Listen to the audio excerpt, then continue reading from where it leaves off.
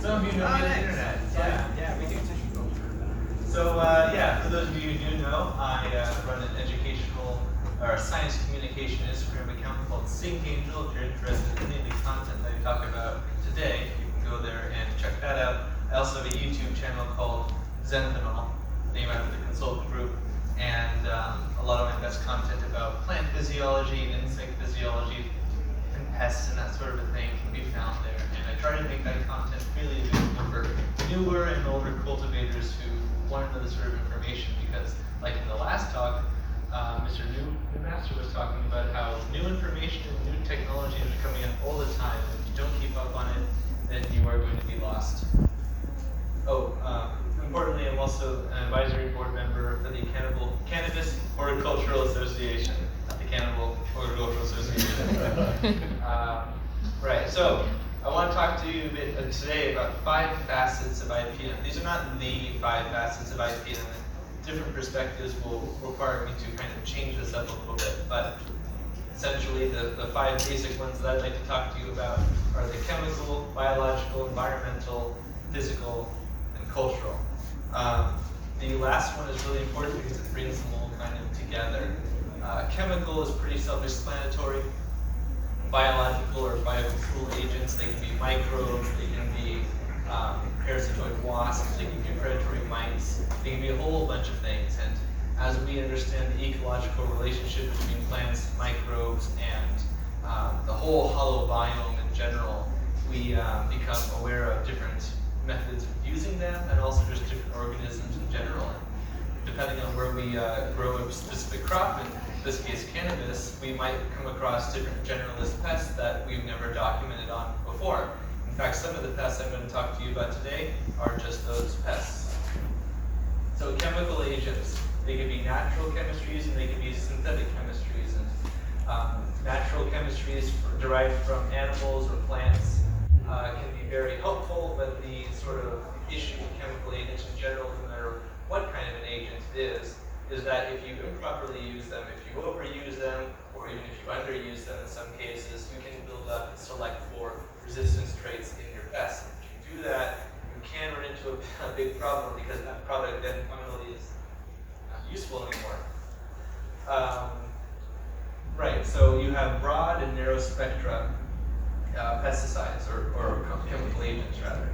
And chemical agents that are broad spectrum will affect many different organisms, and sometimes non-target organisms you don't want to hurt the environment, or biocontrol agents that you're trying to use in tandem. So narrow spectrum chemicals are much better, and a lot of natural chemistries are actually broad spectrum. So you have to be careful even with the natural compounds.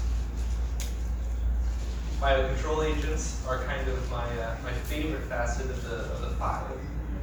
There's 2 main ways to utilize biocontrol agents traditionally. We've got the inundative and the inoculative application techniques. An inundative approach is where you utilize forced concentration. You try to overmatch the population that you find with a larger population. Good biocontrol agents are able to take out pests with rapidity because they are very voracious. You want biocontrol agents that can take out a lot of pest organisms at once in quick succession.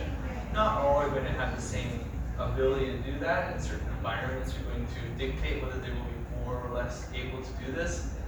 Even something as simple as whether or not the plant is particularly trichomus on the stems or the leaves, or glabrous and smooth, will have an effect on certain biocontrols. So there's a lot of minutiae to parse, which is one of the reasons why I try to make so much of this content available, because it's really hard to keep up on it. The other way to do it is inoculatively.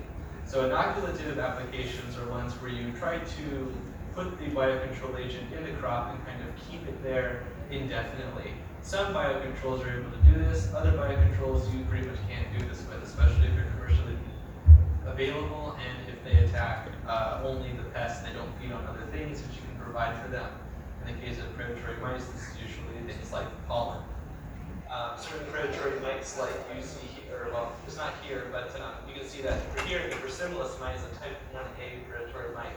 But here, Insidious californicus is a type 2. So both of these will go after spider mites, but Californicus, unlike Persimilis, will also go after the Western flower thrips in this example. then here we have Mucilus cucumbers, which is a type 3E predatory mite. It will go after thrips, but it'll also go after many other pests too. So in the case of predatory mites in specific, you have sort of a range of pests that they will go after. Some of them we might not even be aware of until we find them on our plants.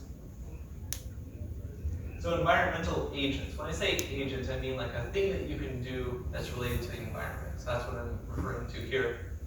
And environmental controls are sort of difficult depending on the cultivation context. If you're growing out in a field, you can't really change the environment so well. But if you're growing in an indoor facility, it's very much a big part of the biosecurity plan. But controlling things like the humidity and the temperature and using the visible light spectrum is important, because you can, as you see here in this example, you can keep the canidia from certain fungi from being exploded and moving around the area, assuming that they've already infested your plants. And even if they haven't, controlling the humidity and the temperature is very important, because it will trigger sporulation one way or another, depending on the organism. So physical agents are also really interesting, because they use both, or they are, I should say they encompass both really low-tech things like manually killing your pests, as well as things like, in this case, like laser systems. If you've never heard of this before, I don't blame you. It's a particular piece of technology that I've been really interested in. Right here we have, this is from Intellectual Ventures, and I don't know a whole lot about what they've been doing lately, but this was a malarial mosquito that was lased out of the sky using radar to be able to differentiate it between pests and potential neutral and beneficial organisms, which I think is fascinating. And it's a non-chemical approach. It's also really expensive. So, you know, as this technology becomes democratized, we might be able to see smaller systems or more efficient systems, or at least less expensive systems, and I'm all for that. Other physical agents of destruction include things like UV light. Now you might think that, well, wait a minute, wouldn't that be light in the light spectrum? But they're not the visible light spectrum. And ultraviolet light hurts pests in the same way it hurts us, by physically destroying them and messing with their DNA, because that's the kind of genetic damage that can happen from intense UV radiation. This is the reason why, if you've ever noticed, some pests like to live on the other side of the leaf where the sun isn't shining down on them. And this is part of the reason why. This is also the reason why some fungi don't live in places that aren't dark and dank, because the sun will literally burn them. Cultural agents are your SOPs. They're your biosecurity plan. They're your IPM regimen. Cultural controls are how you take all the things that I just talked about and put them together in a plan that will work for you. It's very context dependent, and in a lot of cases, it's the least expensive thing you can do to invest in your IPM plan, because it can be something as easy as simply changing how you harvest, to something as radical as where you're sourcing all of your plants and, you know, the genetics of the plants and the resistance traits and that sort of a thing. So it can be a low-tech thing and also a very high-tech thing to consider. I have a really great anecdote that I don't have the time to talk about in general, but the reason I mentioned harvesting is because that anecdote talks about how in a floriculture environment, there were some Gerbera daisies I was working with. And what they soon found out was the way they were harvesting these plants, or cut flowers, they come out of a base. They were breaking off the stems, causing there to be a large heel that was kept in a big-ass wound. And when that wound got infected by yeast, other organisms came in and they fed on the yeast, and then they spread that yeast to other wounds, and they would wound the other plants. And that was a big problem for them. They were stuck trying to take care of the problem they could see, which was the pests. However, the yeast was really the big problem, but more fundamentally, it was the wound they were causing in harvesting. And that was because they wanted to harvest really quickly. Sometimes it's just not worth it. Oh, but I should explain this too. The Cannabis Horticultural Association is working on a banker plant system for explosive ember plants. And I've been really fascinated with this ever since I read a couple of research articles that talked about using predatory mites and banker plants, using the pollen that they produce to feed the predatory mites and keep them in the crop for an extended period of time. Really fascinating stuff. And so they're trying to find ways to use it in an effective way for caniculture and other sorts of horticultural pursuits. I also want to go over a few pathogens and pests in cannabis.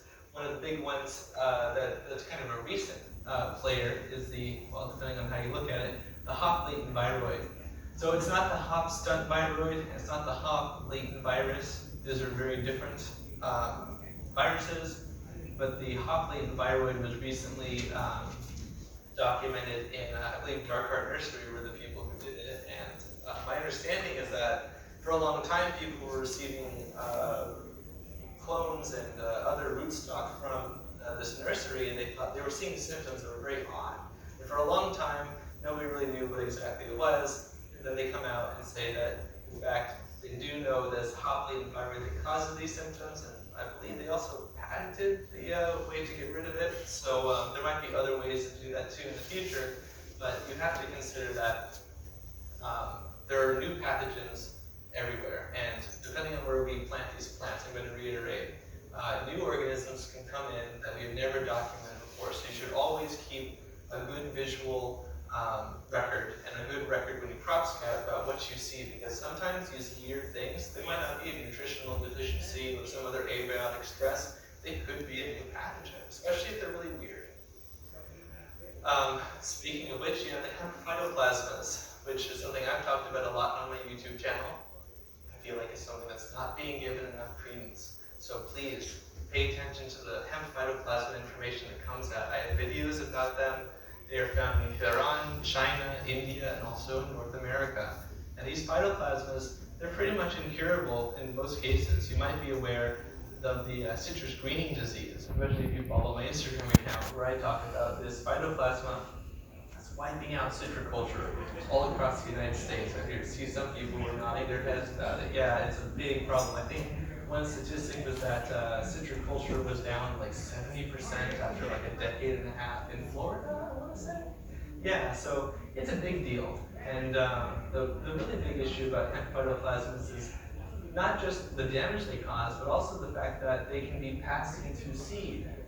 So if you're getting these seeds from landrace or wild populations, because you want to introgress them, or not introgress them, you want to cross them into your plants, well, that's a good idea, and I support trying to find new and novel genomes to increase the breeding pool, but you gotta watch out for pathogens like these that can pass through seed sort of invisibly if you're not aware of them. They can also be vectored by, here we have the Succidae, which is a type of Leafhopper, a stolborg group of phytoplasmas, and this is from the video itself, presentation reports that talk about them.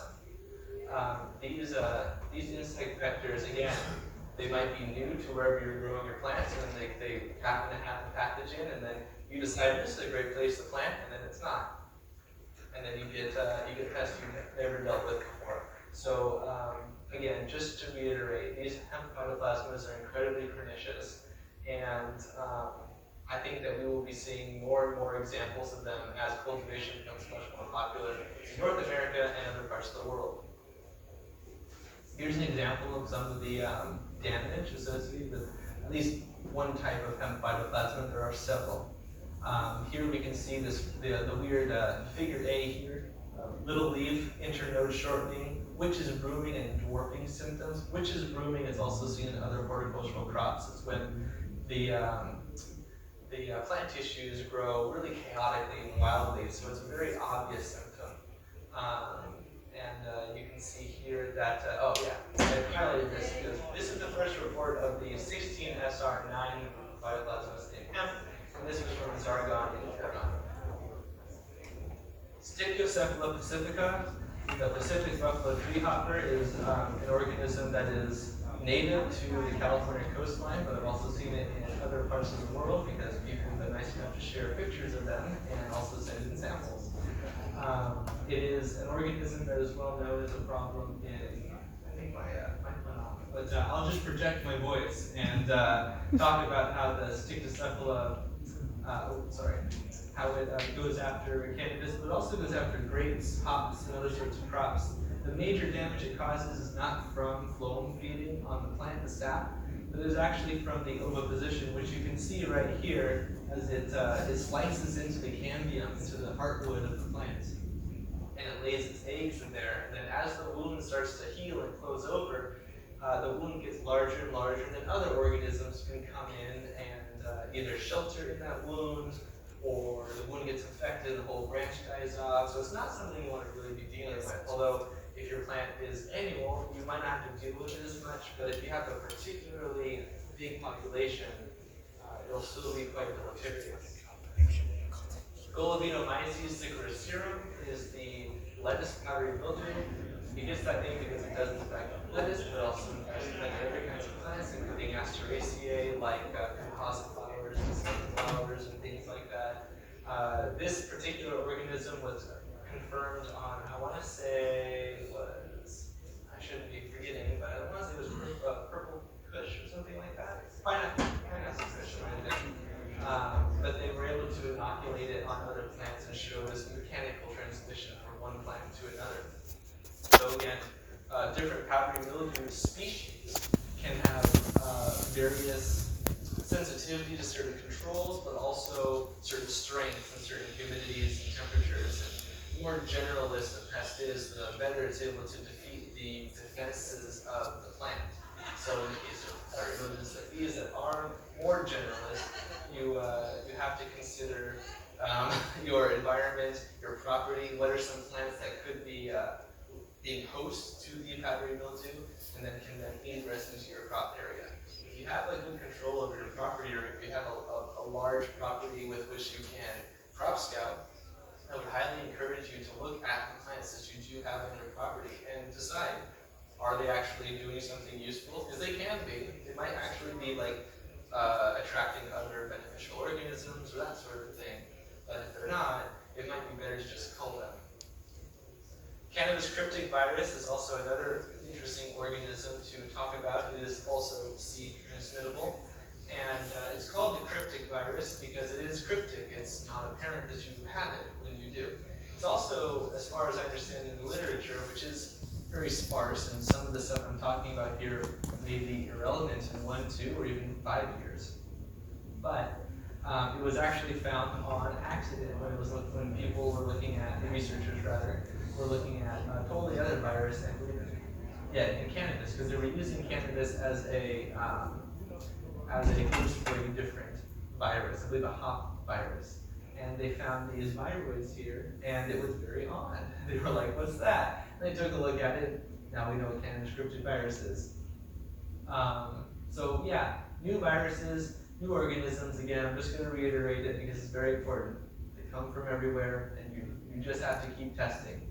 The cannabis cryptic virus in particular is associated with many hemp cultivars as well. So if you're using hemp to breed, you should maybe be looking at the progeny. And then the next question you're going to ask is, well, how do I test for this? It's very new, so we might not have good techniques for doing that at the moment, but it's something to keep considering. And if you do come across people who do genomic studies and that sort of thing, maybe see if they'd be willing to research this. What are the signs and symptoms of that? There aren't any. It's a cryptic virus. That's the problem. Part of the problem is that you can't actually tell. Okay, so here I'm talking about and it's not very apparent, speaking of being cryptic, but the Rhopalosiphu padi virus, which is a virus that infects systemically many different plants, actually, but only for a small amount of time, about 2 to 3 weeks in certain laboratory tests. The Rhopalosiphu padi virus infects aphids as well. They're also the vectors for it, so it kind of works out for the virus that way. It can actually systemically infect, meaning that you can take populations infected with the virus that are feeding on one part of a plant, and you can detect it in totally other parts of the plant. This is what I mean when I say systemically infectious. It doesn't outright kill the aphids, but it does attack their endoplasmic reticulum, which is an odd place for a virus to actually infect. What it does do is it takes out their longevity and their fecundity. About 60% daily fecundity was lost, as well as 50% longevity in some studies. And that's crucial for people who are dealing with the rice root aphid, Rhopalosiphu ruffiadominale, which is very much related to the Rhopalosiphu padi aphid. So for people who are dealing with the pernicious rice-root aphid, this could be a potential way to control it, or at least limit it. In addition to using biocontrol and chemical controls, putting it in a multifaceted approach, you will be able to get rid of rice-root aphid much more effectively. Currently, however, I don't know anyone who's trying to do this, but again, it's the sort of thing that you maybe should lobby for or something like that. If you're a cultivator and you want to try to seed products that are actually going to affect these organisms in the future. That's all I have for you. Thank you. I guess I have some questions if there's any out there. Just a quick question, Well, on your media there, do you have a lot of pictures of all of your, all of the problems that you encounter and, as much as the known is out there? I try to document that as much as possible for exactly that reason. On my YouTube channel in particular, I have a series called the Pest Primer series, and when I do make those videos, I really try to include examples of the damage, the actual organism, and sometimes observational footage so that you can see what it looks like and you can tell it, and your crop scouts can actually take a look at the series and say, oh, now I know what Western flower thrips look like, or oh, I know what this buffalo treehopper looks like. Yeah, absolutely. Because as you said, like, there's new stuff coming up all the time, and like, I've taken, leaves to my, to the really environmental type of IPM control manufacturers that I go to, and what I remember at Microbes, and like, we don't know what this is. It's causing edema in your leaf, but there's no sort of signs of a pest, so we don't really know what's affecting this, and so you mentioned that the stuff changes every day. I mean, whether it's the regulations or the new pests that we're seeing as more people are exchanging plants and plants are growing in different regions, a lot of stuff is getting transferred that we didn't see before. So yeah, it's helpful to like just see what other people are dealing with and see if it's matching up with anything that you're having problems with. I actually feel like you touched on a really good point there, that sometimes the damage looks like an abiotic problem and it's not, or it looks like a biotic problem and it's not. Yeah. And so in phytopathology, it's very important to like take samples and actually analyze it, not just look. You can't always tell from a picture. I'm not the first person to say that. It's very important to actually take samples and take them. You can take them to a university extension potentially and things like that. And I highly encourage people to do that. Whereas people. I was gonna say, the one problem I have with that in Oregon, I was gonna take some stuff to Oregon State University, but they require the whole plant.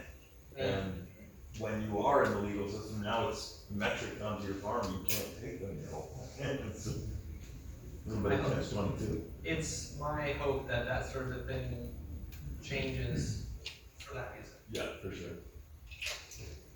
Cool. Any other questions?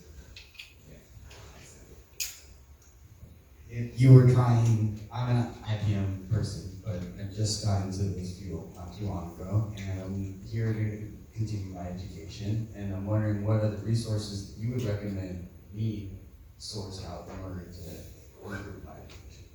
So I've already plugged my YouTube channel about 3 or 4 times. In case you did. But there are many places. I mean, there are several like university web pages where they are actually tracking cannabis pests in particular for this crop. Colorado, I think, is one of the big ones. California, I think, is talking about it more and more. I would scour like a Google Scholar and make it a habit to sort of track certain keywords, and we can, if you're interested, I'd be happy to work with you about that too, because I think it's very important to support people who are trying to find that information out. I have a treatise on cannabis pests that I've been working on. It's a living document so that when I come across new organisms and I can actually tell what they are, then I like to track it because I get people from all across the world. Like I had somebody from South Africa show me a caterpillar that I had never seen in person because it's not native to where I'm from, which is here in San Diego. So keeping your ear to the ground with regards to like new organisms, and social media has been surprisingly a really great place to find new things that people will come across. But as for like academic resources and things like that, it's sparse. There's not a lot of research for pests in particular. I wish I could tell you otherwise, but it's not the case, at least in my experience. Anything else? Yeah, hi, thanks. I was just wondering how much of the proliferation of certain pests and diseases are the result of mutations and resistances to certain applications of pesticides, and is that an issue? It is an issue to a degree.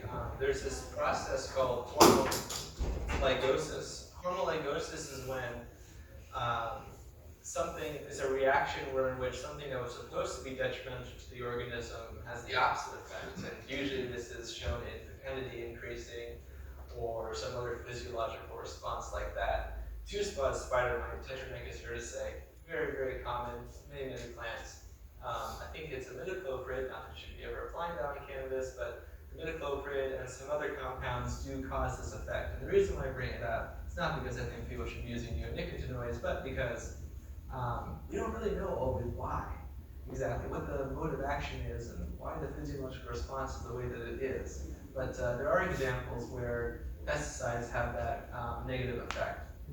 But as for like genetically, there are susceptibility genes in many plants that they're called shortened S genes, and these genes can be exploited by pathogens in particular, but also other organisms like powdery mildew to infect. And if the plant lacks those susceptibility genes, the infection and virulence is attenuated.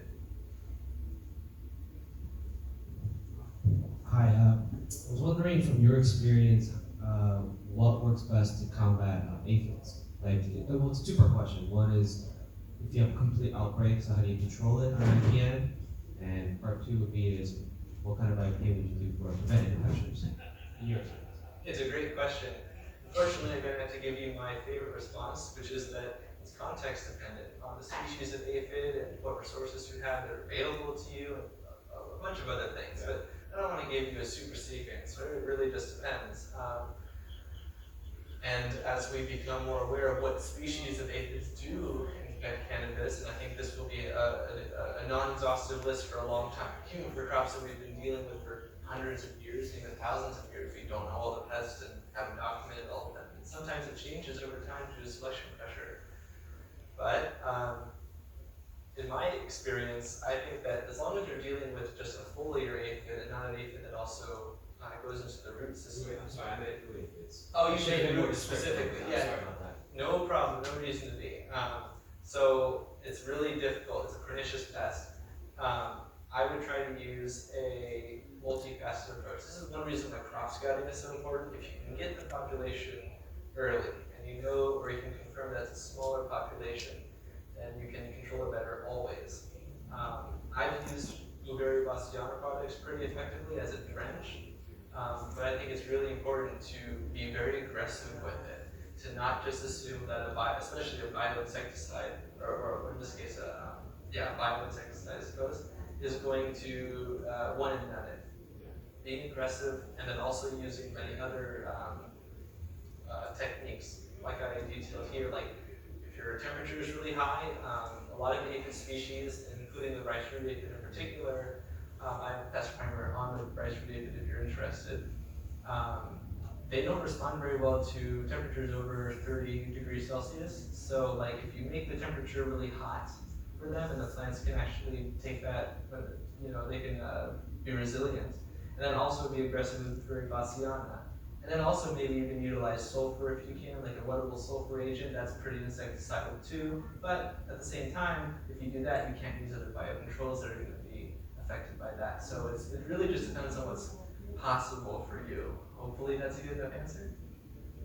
Did I answer both parts? Yeah, I guess one was like I recently joined a cannabis company, and one of the facilities I walked into a complete outbreak. It was just everywhere. Mm-hmm. So my recommendation was you gotta deep clean the whole facility. You gotta cut everything down, deep clean it, can't sell this product to anyone, I would never. So we did a complete deep clean of the facility. And then in another facility, a friend of mine that owns stopped by and noticed they started having similar issues, like hitting their hotspots when inside the rock pools, they'll infest the entire roots. So I told him, we need to control this before an outbreak happens. You know, a great example, you see what happens. We lose millions of dollars. And they're using PFR 97, Tanagard, Marine Bio, those products too. So what I've been noticing is these guys who will meet and have consultations with people on the phone or whatever, they're just being salesmen. They'll tell us here, just buy our products, do it 3 to 5 times in the next 3 to 2 weeks, and you'll be good to go. And to me, that's an issue because you're selling me a product now, you're not really finding the root cause of the problem, so how we prevent this from happening again. So my question would be part 2 is, how do we prevent it? Like what best practices? Do you have any, I guess, counter products that would be best explained for me to transfer that information over? And part 2 is, whenever we had a complete outbreak, my suggestion was just cut it down. There's no point because your yield will be. I mean, there's no win solution. You just gotta cut it down, start from scratch. So I was trying to see from your experience and your knowledge, if you have any insights on how you tackle the battle, I guess.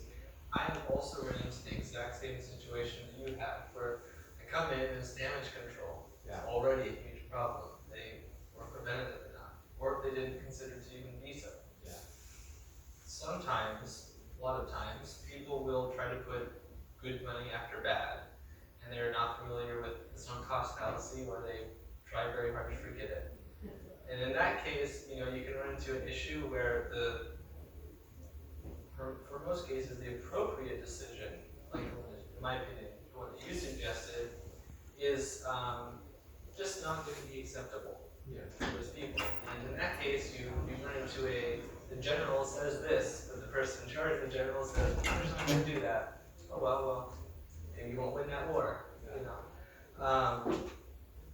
But as for preventing it in the first place, good biosecurity is crucial. Again, everything that is possible in an indoor facility is possible in an outdoor facility.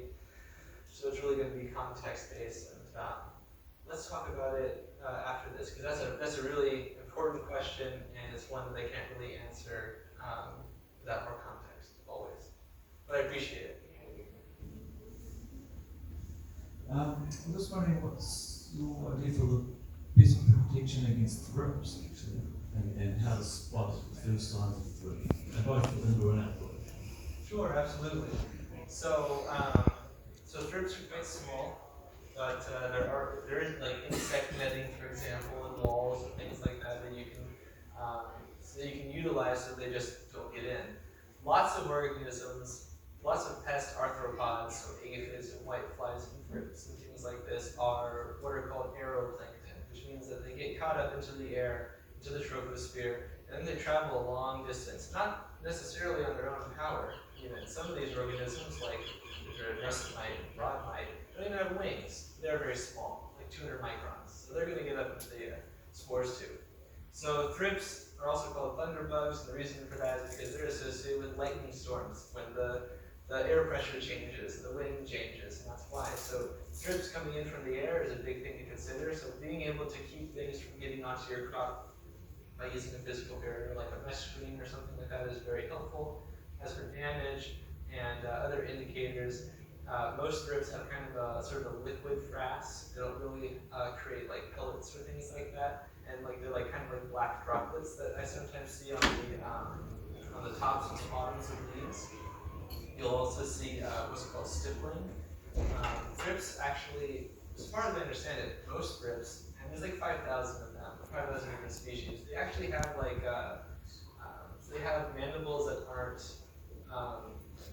symmetrical, and so they kind of like break the leaf and eat it, and it causes very unique stippling damage. They can kind of look a little bit like spider mite damage, but it is different. And if you start to see that, all you need to do is just flip over the leaf, and you'll usually see a bunch of larvae, maybe some adults with wings. Some thrips are larger than others, and predatory mites might not go after the biggest ones, like greenhouse thrips, for example. Certain predatory mites have problems with that, but western flower thrips are a little bit smaller. Does that answer your question? No questions out there? All right, well, man, thank you so much.